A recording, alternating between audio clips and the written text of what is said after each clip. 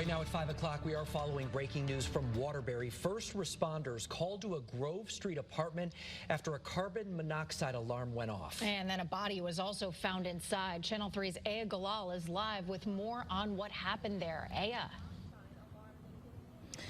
Hi, Aaron and Mark. Yeah, that initial call was over a carbon monoxide alarm going off. And then after firefighters did a sweep of the building, they found the body of a man inside of a common area. And right now, investigators are working with the medical examiner's office to figure out if the body is at all related to the carbon monoxide leak.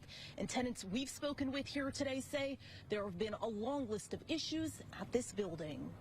It doesn't seem to stop. It's just one thing after the next. We're afraid really to even walk our dog. My wife don't go out at night anymore. Rob Kroll has lived at 144 Grove Street in Waterbury for the last 3 years. He says the issues at the building are nonstop. Stuff like today, you can hardly breathe in the halls. His carbon monoxide detector went off this morning, and then the fire department came to assess the building. As firefighters swept the building, they found the body of a man inside of a common area. At this point, investigators are trying to figure out if the body is at all related to the carbon monoxide incident. I kept saying to my oldest brother, something's wrong with this building. Because every time I come here, I'm getting sick.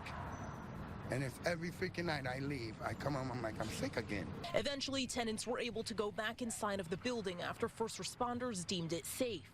CK Management LLC, which manages the building, said, "We believe because of the weather change, there was a carbon monoxide leak. We're committed to fix the boiler leak." But residents we spoke with say there have been countless other issues at the building, and they want management to take safety issues seriously.